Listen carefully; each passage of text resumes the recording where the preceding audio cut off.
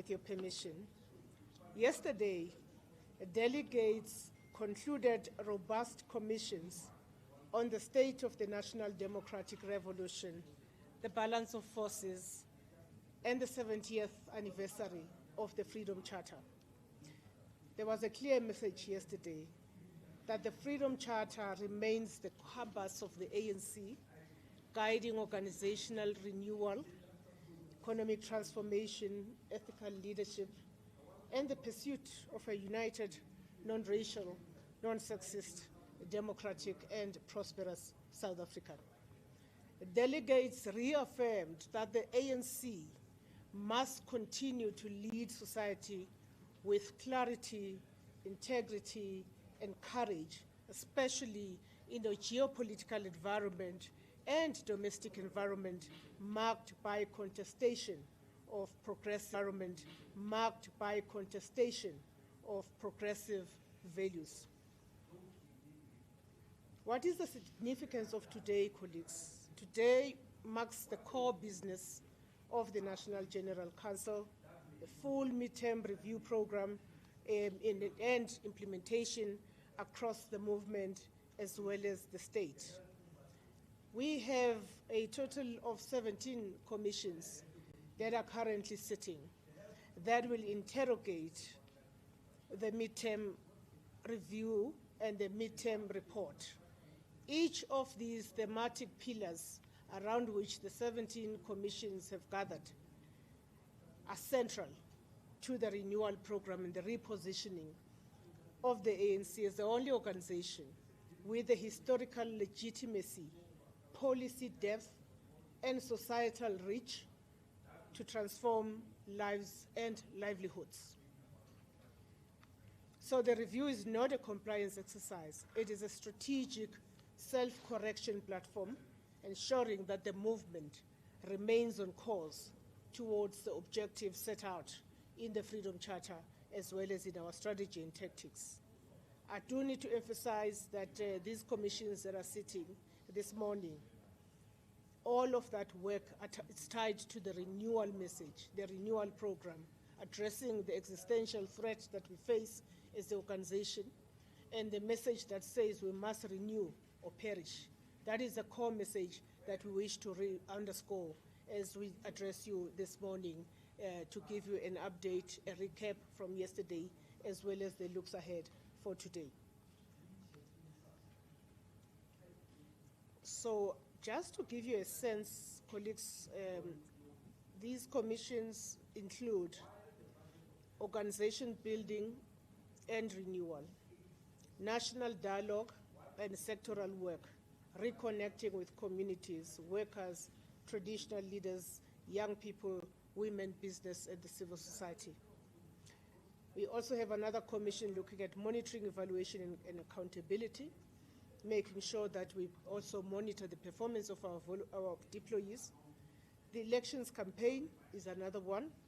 Local government, fixing local government, addressing governance failures, accelerating service delivery, and financial management, sound financial management are just but one of the commissions. Economic transformation, social transformation, communications, and the battle of ideas. I just came back from that commission that is hard at work talking about how are we going to be contesting the narrative against the ANC society, a well-coordinated narrative, and how we are going to continually contest that narrative by reminding our people about what has been achieved since 1994 and what remains.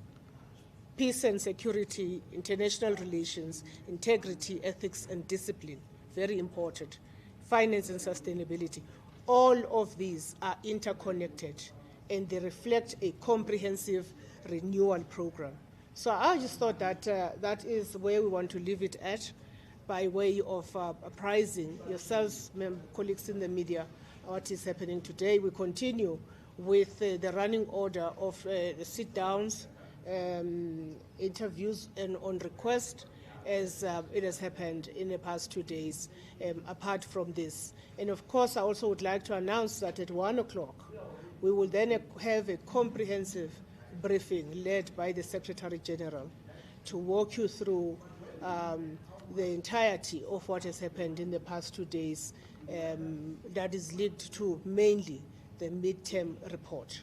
I'd like to stop there and take any questions that yourself, colleagues, may have. Thank you very much. Please identify yourselves. Yes, please. I'm Kumile from The Citizen. Ms. Bemu, I would like to ask, on the issue of finances, I know you said you're coming up with strategies to become self-sustainable. So I would like to know, is the ANC maybe considering selling some of its assets, maybe downsizing, getting rid of the Tuli house into a smaller building? I'd also like to know, are you considering downsizing staff as well, maybe, as a possibility? And how are you managing to pay rates? That building is big. Are you are your rates in proper record with the city of Joburg, like water and electricity? My other question that I wanted to ask as well goes to KZN. How's the ANC managing that situation? There's a possible threat that that coalition could collapse. And my last question is about, could we take it one question at a time? Okay, will you take the two? No, one question at a time for now. I'll come back to the other questions. Can I just address the first one? The finances. All right, thanks very much. We have, I don't know if you've been part of the previous briefings, we have spoken about this matter ad infinitum.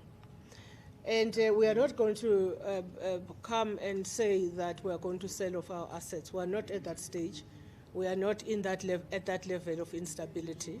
And of course, that is a function, an internal function of our National Finance Committee. They have a very clear model that we need to be utilizing to ensure self-sustenance and financial stability.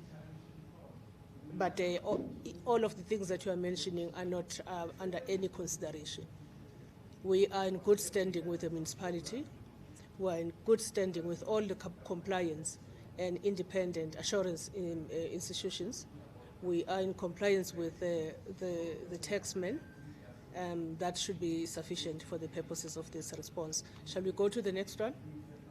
The next one was about KZN. How are you managing the situation there? There's a motion of confidence, and that coalition seems unstable. It could collapse. How's the ANC managing that process? Well, the ANC is very much involved in discussions with other political parties in the province. And we are striving for stability in KwaZulu-Natal. The discussions are in very sensitive stages, and it's not something that we can use megaphone to scuttle the kinds of discussions that are taking place. All we want to state is that the ANC is seeking for stability in the province of KwaZulu-Natal. Whether that is the point that we are going to be advancing, and we will be able to reflect on that in a few days from now, because at this stage, as I say, the negotiations among political parties are ongoing. The third one? The third one was about, you mentioned the commissions, that there's an elections committee. So now with the dual membership issue, are you not afraid that in this commission you'll be sharing an election strategy with the SACP, who's contesting you at local government elections? Well, the South African Communist Party has been privy to our election strategy, because our election strategy was adopted somewhere around April, very early. So there is nothing that is not been transparent about that. And we have absolute faith in our ability to roll out that election strategy. How that benefits the South African Communist Party as it goes independent, I suppose it's for the Communist Party to ponder on. We're focusing on winning the elections in 2026. Thank you. Do I have anybody else? Khayaat? I just want to know, do you think there's enough time before next year's election for the renewal process to be completed and for the party to re-establish confidence with voters? Do you think there's enough time? Because it seems it's only a year away now. No? I think that if we were using the 2026 as a timeline or as a milestone, it will not be an insufficient time. But we are not using the local government elections as a milestone. We are using the total existence of the African National Congress as a milestone.